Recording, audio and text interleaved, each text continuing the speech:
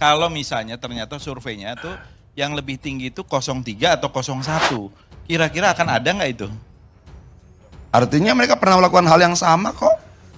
16 lembaga survei loh, tidak satu tidak dua loh.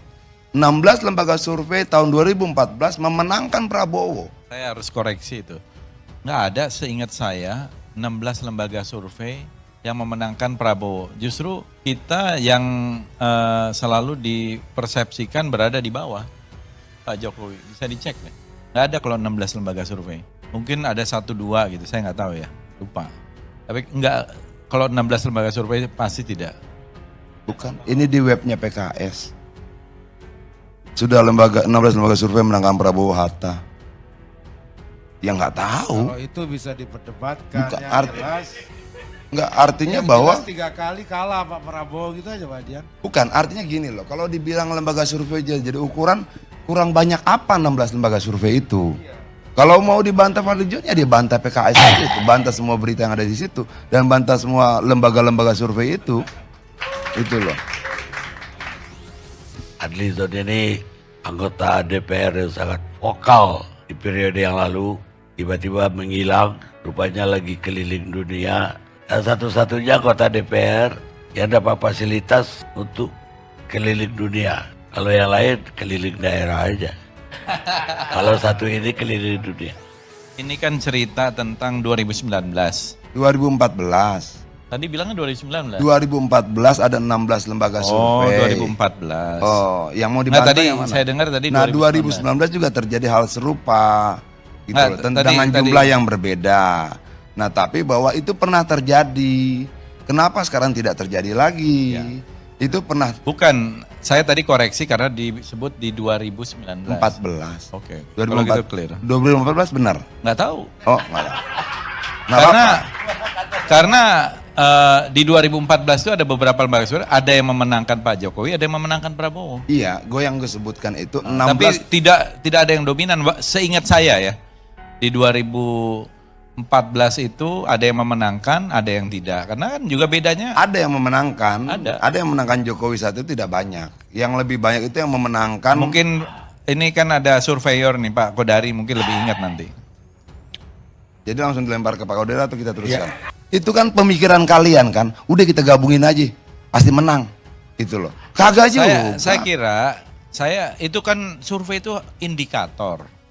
Dari indikator-indikator dari surveyor yang selama ini banyak dipakai juga oleh PDI, oleh yang lain-lain, itu kan selalu dijadikan patokan.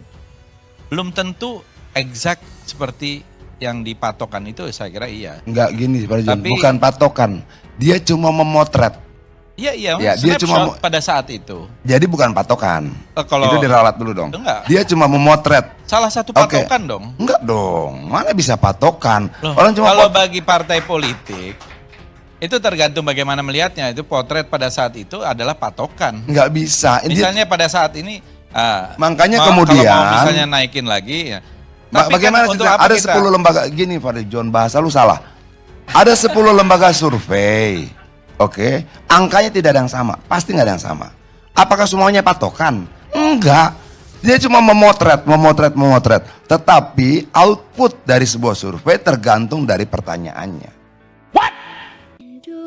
Indonesia tanah air beta pusaka abadi nan jaya.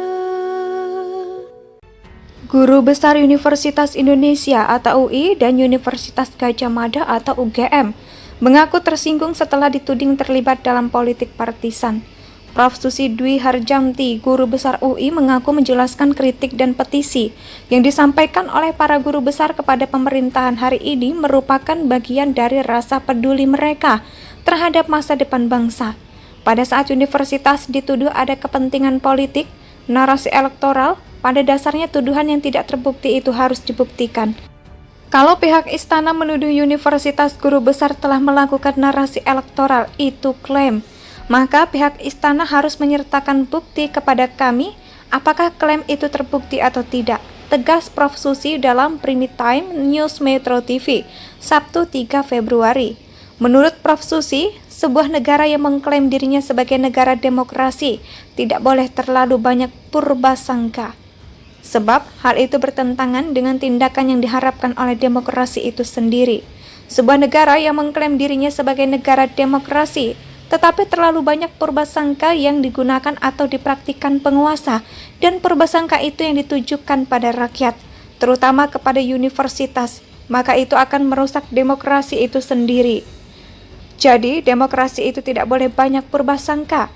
Apalagi kalau purbasangka itu dilakukan oleh pihak penguasa kepada rakyat, terutama universitas jelasnya. Selain itu, Guru Besar Universitas Gadjah Mada atau UGM, Prof. Kunchoro, juga mengaku dirinya tersinggung. Petisi Bulak Sumur yang ia bacakan juga dituding merupakan narasi elektoral dan strategi partisan. Saya sangat tersinggung. Saya melihat ketika membaca petisi UGM, 2 kali saya membaca Bismillah. Saya mengatakan dengan suara kasih dari UGM mengingatkan alumninya untuk tidak seperti itu. Ari Dwi Payana itu juga alumni UGM. Memalukan menurut saya. Jangan pembenaran. Saran saya cabut pernyataan itu. Saya takut ada chaos, ketus Kunchoro. Guru Besar Universitas Indonesia atau UI dan Universitas Gadjah Mada atau UGM mengaku tersinggung setelah dituding terlibat dalam politik partisan.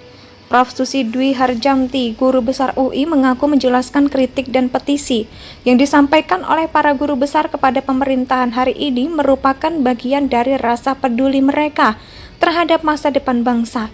Pada saat universitas dituduh ada kepentingan politik, narasi elektoral, pada dasarnya tuduhan yang tidak terbukti itu harus dibuktikan.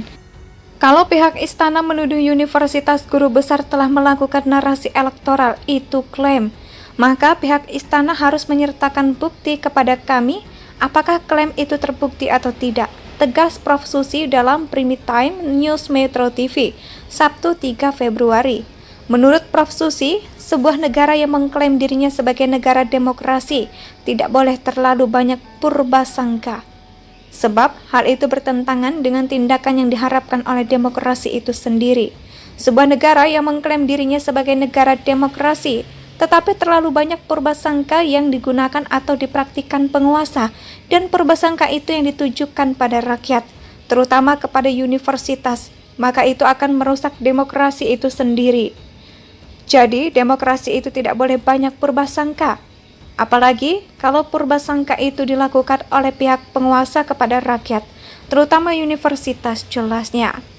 Selain itu, Guru Besar Universitas Gadjah Mada atau UGM, Prof. Kunchoro, juga mengaku dirinya tersinggung. Petisi Bulak Sumur yang ia bacakan juga dituding merupakan narasi elektoral dan strategi partisan. Saya sangat tersinggung. Saya melihat ketika membaca petisi UGM, 2 kali saya membaca Bismillah. Saya mengatakan dengan suara kasih dari UGM mengingatkan alumninya untuk tidak seperti itu. Ari Dwi Payana itu juga alumni UGM. Memalukan menurut saya.